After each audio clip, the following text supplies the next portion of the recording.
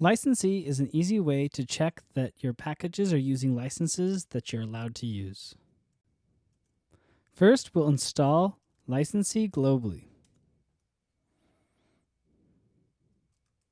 Next, we'll go to our project and we'll need to create a file called license.licensee.json.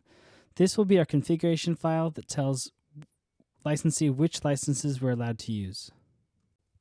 Now we'll specify our configuration object and then add a license key as well as the licenses that we support. This one includes MIT, Apache 2.0, BSD 2 clause, 3 clause, ISC, and Creative Commons. These license types are referring to the licenses that are specified in libraries package.jsons. If we go and look at a package.json of a particular library, we can see that the license clause has a specific Apache 2.0 type. However, this can be whatever the library maintainer wants.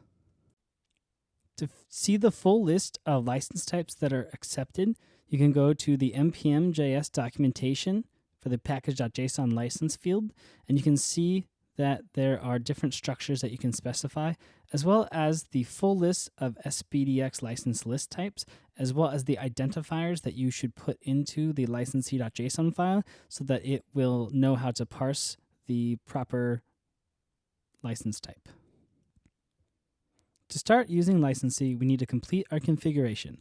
So we'll go back to our licensee.json file and we'll add a whitelist that is empty. Now, when we go install a particular dependency, for example, if we install React and then type licensee, we can see which rules are used and which ones are approved by our configuration.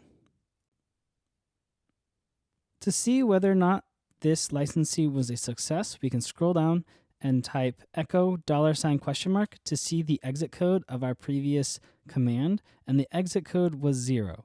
However, if we were to modify this and only accept BSD 3 clause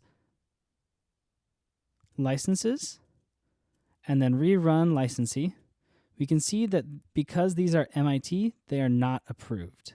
And we can do that as well and see that an exit code of 1, which would cause a CI or whatever else to fail.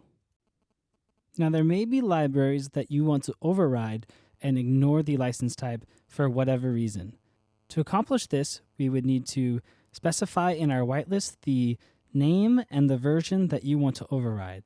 So for example, we might want to override the wattwg fetch and for version 2.03, which we can see here.